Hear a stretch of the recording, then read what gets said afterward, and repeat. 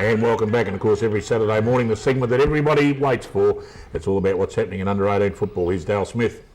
Thanks, Dick. Good on you, mate. Another round of good football went ahead this weekend. Inverleigh had another victory. They beat Winchelsea 19-13, 127 to defeat the Winchelsea side 4-5-21.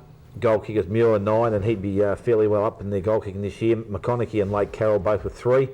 Better players out there, Brackley, Manganelli and Lake Carroll.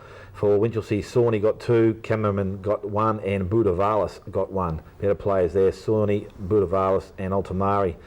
Bannockburn took on East Geelong, 5th versus 6th, and Bannockburn won, so that's good because we now swap positions. We go into 5th, they're now 6th. Bannockburn 10-16, 76 defeated East Geelong 5-2-32. Tom Warple with 3, Aaron Warple 2, and Ryan Thulis with 2 also.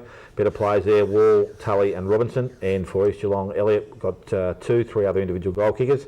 Better players, Turney, Soldani and Meehan. North Geelong, they continued on their winning way and still yet to be beaten in 2 or 3 seasons. Defeated Bellpost Hill 23-23, 161 to defeat Bellpost Hill 1-4-10. Kinghall 5, Marshalsea 4, Phillips 3, and obviously a number of other players getting amongst the goals out there. Better players, Phillips, War and Wright. And Mitch Wright. No, Mitch War. Mitch War. Son of Chicken. Thank you. Thank you. And Bellpost Hill, goals, Nick N. Martinu got the only goal there. Better players, Miller, N. Martinu and O'Mealy. And the Belmont Lions were second. I think they might be third now on a percentage, but defeated Werribee 7-11-53, a close game, 5-8-38. Jan with 3 and 4 individual goal kickers for the Belmont Lions. Better players, Rink, Vickers and Pravidi. And the goal kickers Werribee, 5 individual goal kickers up there, Blade, Stewart and Byrne. Now I'll ask you about Byrne. He's been named in the senior side a couple of times. Good kid, close to being picked, or yeah, great kid, big boy, and and obviously worked hard over the pre-season, and he's had a couple of senior games, and we've got a fair few big blokes at the moment, so look forward to him coming on again for next year. Beautiful, good to see the kids coming through. Geelong West and Jellies versus Thompson.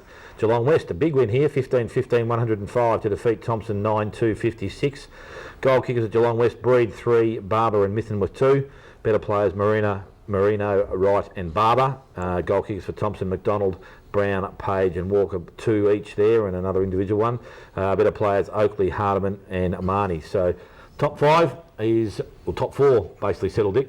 Number 5 is still up for grabs with ourselves and East Geelong, but some good games coming up for this weekend. Fantastic. Thanks, Dale. Of course, Dale's under 18 segment will be back again next Saturday morning. Well, we've got a big one on this afternoon. We call them blockbusters every now and again. This one will be an absolute beauty. It's out at the Ring Road Recreation Reserve. It's the all-conquering Bellpost Hill Panthers, and they take on the boys from the Duck Pond, who are sitting on top of the ladder, have been all year the Werribee Centurions. It's going to be an absolute ripper.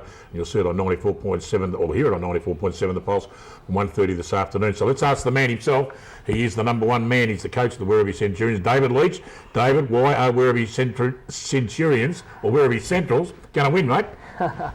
Mate, I suppose Bellpost, they are flying at the moment. They've their last 3 or 4 weeks they're in form and they're playing good footy. So we're hoping that our midfield, we hopefully get another bloke back this week. So that leaves us with 4 to go, and hopefully through the midfield, and see if we can get enough supply down to our key forwards, mate. So our backline's been great for us all year, and we rely on them quite heavily to do their job. So if we can get enough supply inside our 50, mate, I'm pretty confident we'll be able to kick enough goals. That's because the coach is playing centre back there, mate. Is that what he's doing? You're saying off air that there's a pretty good depth there. A couple of blokes still to come back. Buffer still got to come back, and he's a bit of a gun up there in the forward line. Yeah, he's been great for us. Johnsy will come back. Luke Montgomery will come back. Pilco will come back. So we've got a few that will come back over the next couple of weeks.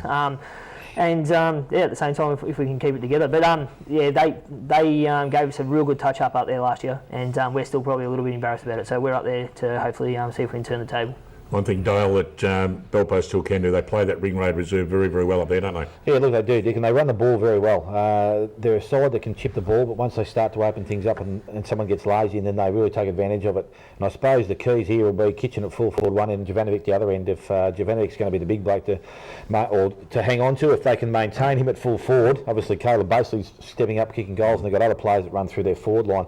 Sean Lewis is a great on ball that gets through, and Travis Fursland's the other bloke that I think is a great underrated player up there. He seems to get a tagging role or can go forward and play as a really fast leading forward.